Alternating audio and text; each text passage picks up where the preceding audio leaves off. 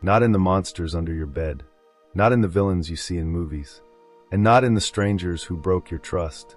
The most dangerous shadow lives where love and loyalty should have kept you safe. It wears your last name, sits across from you at dinner, smiles in family photographs.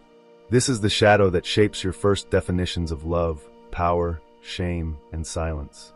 And Carl Jung warned us, if we do not uncover it, it becomes our fate. Because in every family, something is not spoken. There is a rule no one wrote down, a story no one questions, a truth no one dares to say out loud. And that silence? It becomes your inheritance. You grow up thinking love feels like walking on eggshells. That comfort looks like shrinking yourself. That trust is something you earn by erasing your needs. No one had to say it. You just learned it. In glances, in withheld affection, in the storm that would hit the house without warning. Families don't pass down just DNA. They pass down unhealed grief, repressed anger, generations of guilt buried under polite smiles and passive-aggressive remarks. And while the surface looks stable, something rots underneath, a wound dressed in tradition, a curse called "that's just how it is." Carl Jung called this the family shadow, the parts of the collective psyche that the family system has deemed unacceptable, unworthy, or shameful. Instead of being healed, these parts are exiled, banished into the unconscious. But here's the truth. What is not healed gets acted out, and what is not confronted in one generation becomes the burden of the next. You become the battleground for ghosts that aren't yours. You feel emotions that don't make sense. You carry guilt that isn't yours to hold. And you play roles in a family drama you never agreed to audition for. Maybe you were the peacemaker, maybe the black sheep, maybe the fixer, the achiever, the invisible one. Each role is not just survival. It's a strategy for love. Because deep down, every child knows love in this house is conditional. So you adapt. You learn when to speak and when to stay quiet, when to be big and when to disappear. You become who they need you to be, not who you truly are. And it works for a while, until something inside you breaks. Not loudly, quietly. You start to feel hollow. You don't know what you want anymore. You feel like a stranger in your own skin. And you start asking terrifying questions. Who am I without the performance? What if I stop pretending? What happens if I tell the truth? This is the moment the shadow begins to stir. The family system feels it. They may say, "You've changed. You're overreacting. Why are you bringing up the past?" But you're not bringing up the past. The past never left. It lives in your body, in your nervous system, in the way your heart races when someone raises their voice, in the way you shrink when you're asked how you feel, in the way you still seek approval from people who never gave it freely. Carl Jung believed the family is where the psyche is first fractured, where the self begins to split. You learn what parts of you are welcome, and what parts must be hidden to stay safe. That hidden part becomes the personal shadow. But when it's not just you, when the whole family has disowned its shame, guilt, or rage, you inherit a collective shadow, and that's far more dangerous, because it becomes invisible. It's not just your burden, it's a legacy, a haunted house no one admits is haunted. You might try to escape, move out, cut ties, but unless you confront the shadow, you'll build the same house somewhere else. You'll attract the same patterns, repeat the same roles, carry the same pain, just with different names and faces. This is why Jung said the shadow must be integrated, not rejected, not destroyed, faced. But facing the family shadow is one of the most painful things you'll ever do, because it means you might see your parents differently. It means grieving the love you didn't get. It means questioning the stories that held your identity together. It means giving up the hope that one day they'll understand you, and choosing instead to understand yourself. You'll feel guilt, shame, anger, grief, loneliness. But underneath it all, you'll feel something you haven't felt in a long time. Freedom. Because when you stop living for the approval of the system, you start living for the truth of your soul. You stop being the echo and become the voice. You stop being the carrier and become the alchemist. You stop surviving and you start choosing. The shadow may have been born in your bloodline, but it ends with you. What does it really mean to carry a family's shadow? It means you might walk into a room and feel tension that no one names, but you feel it in your bones. You sense it like a dog senses an earthquake before it hits. And yet, when you ask, what's wrong? You're told, nothing. Everything's fine. But everything is not fine. Because you feel it. You've always felt it. Families built on repression train their children to doubt their intuition, to second-guess their emotions, to disconnect from the wisdom of their own bodies. Carl Jung warned us, when the unconscious dominates a system, the most dangerous elements are not the things we know we're hiding. It's the things we've forgotten we buried. The rage that turns into control, the grief that turns into coldness, the abuse that gets rewritten as discipline, the fear that disguises itself as doing what's best for you. And the child, they absorb it all. Because a child will do anything, to feel safe in love. Even if it means taking the blame. Even if it means becoming the parent to their own parents. Even if it means vanishing into the background just to keep the peace. Jung called this phenomenon identification with the shadow, where the child becomes entangled with what the family cannot bear to see in itself. You become the difficult one, the too emotional one, the disrespectful one, not because you are these things, but because the family needs someone to carry the shame. It's easier to label you than to face the mirror, easier to exile you than to reckon with their own pain. And if you protest, you become the problem. That's how denial works. That's how the shadow protects itself. And so you learn to survive in a system that punishes honesty. You learn that being authentic equals being attacked.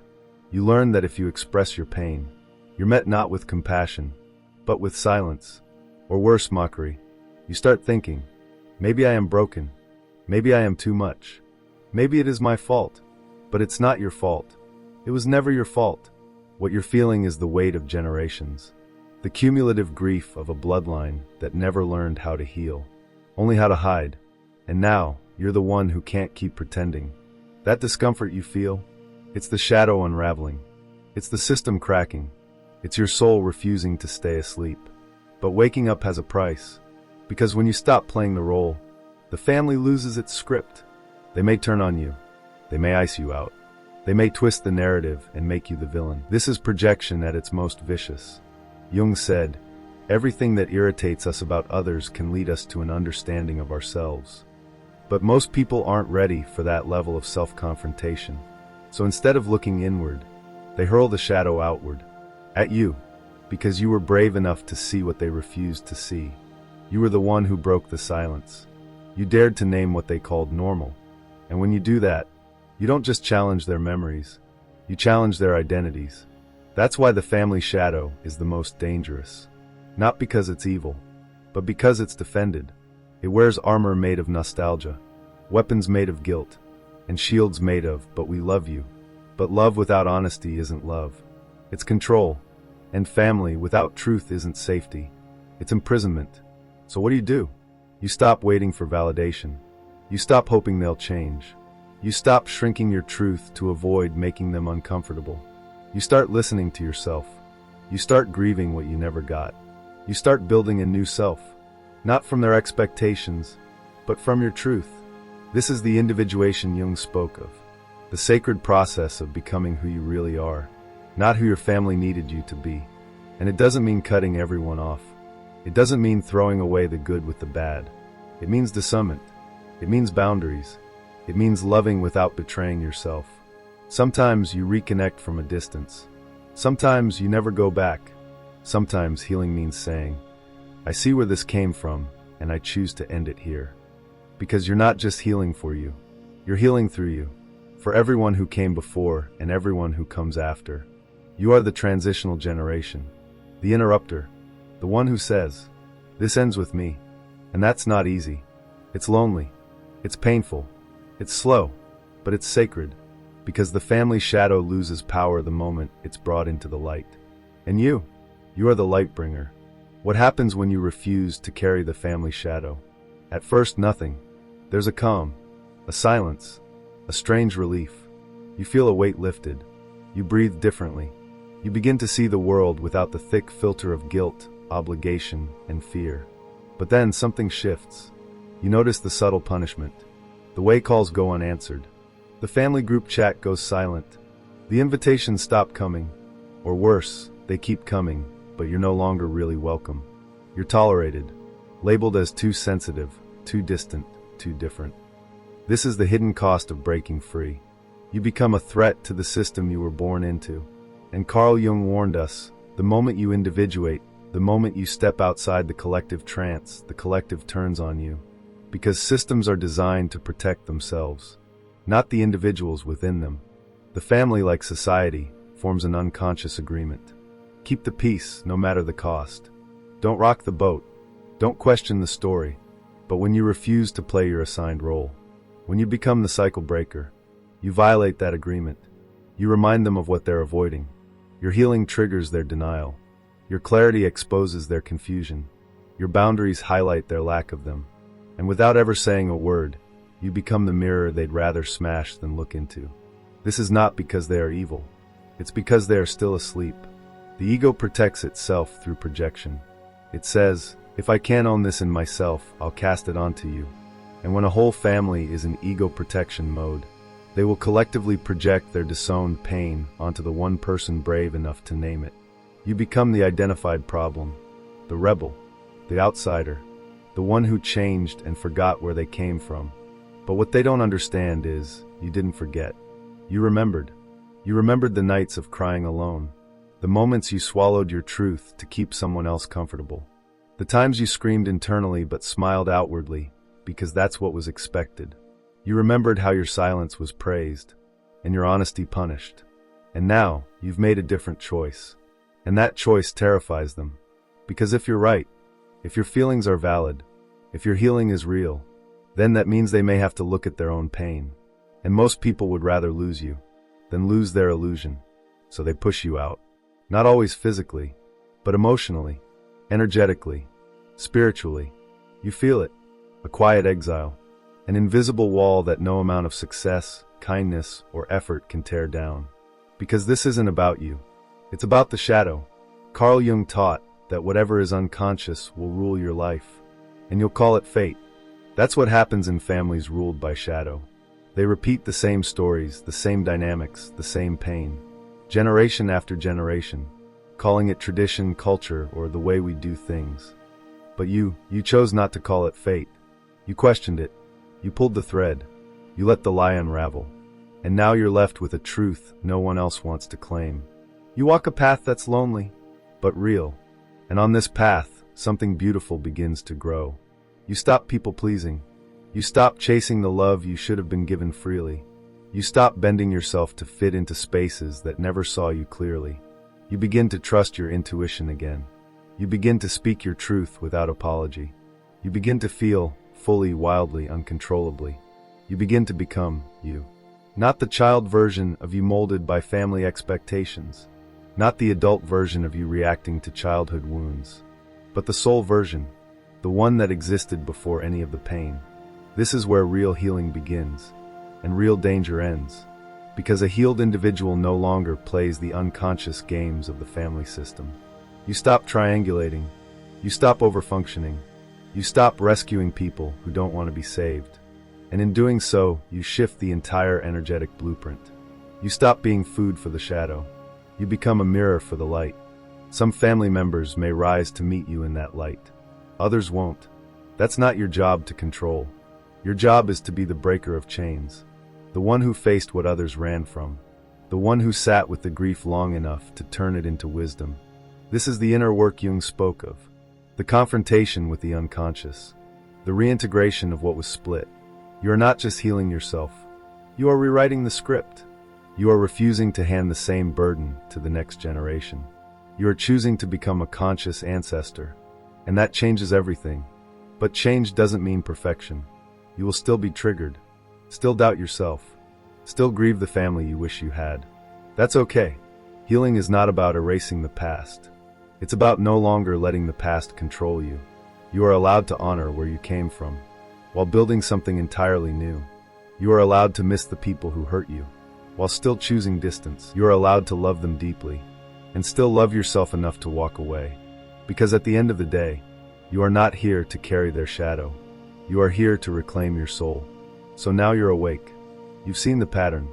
You've survived the exile. You've stopped carrying what was never yours to hold. But what do you do with this awareness? Carl Jung didn't just ask us to see the shadow. He called us to integrate it, Because healing is not just about walking away from pain. It's about walking toward wholeness. And to become whole, you have to return to the places where your soul first split. The moment your needs were too much. The moment your voice was silenced. The moment you learned love had conditions. This is where the shadow began. And now, piece by piece, you bring those fragments back into the light. You meet the parts of yourself you once disowned. The angry part, the needy part, the wild, emotional, intuitive, rebellious part. And you say to them, you are welcome here. Because here's the truth. The shadow doesn't just contain the bad. It contains the powerful, the passionate, the creative, the fearless. Everything your family was afraid of. Everything they told you was too much. That's where your magic lives. And now, for the first time in your life, you are safe enough to unlock it, to dance with it, to listen to it, to become it. This is not rebellion. This is reclamation.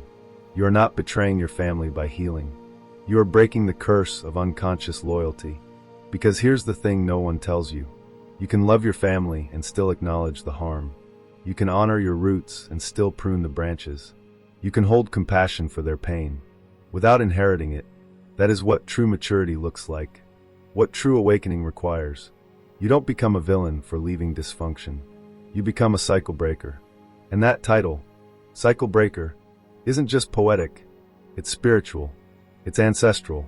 It's mythic. Because every lineage has one. One who wakes up. One who feels everything. One who says, enough. And when you say it, when you break the chain, you don't just change your life. You change the lives of every soul that comes after you. You give them a new inheritance. Not silence, but truth. Not guilt, but freedom. Not survival, but sovereignty. You give them the gift of a name untangled from pain. This is the gift Jung was pointing us toward all along. He didn't want us to be perfect. He wanted us to be whole. And wholeness only happens when we meet every part, especially the ones born in the shadows of our families. So if you're feeling the weight of being the one who sees too much, who feels too much, who knows too much, you are not broken. You are chosen. Not chosen by ego, but chosen by the unconscious itself. To restore what was lost. To remember what was buried. To speak what was silenced. You are the one your bloodline has been waiting for. So take this pain and make it into something sacred. Take the wound and make it into wisdom. Take the shadow and make it into light. Because there is no greater act of love than ending what hurt you, so it doesn't touch those you love. That is the true healing. That is the real revolution. Not revenge, not righteousness, but deep, quiet wholeness. The kind that echoes forward for generations. And it all begins with you. Subscribe to the Awakened Compass and join our membership to unlock the full journey within.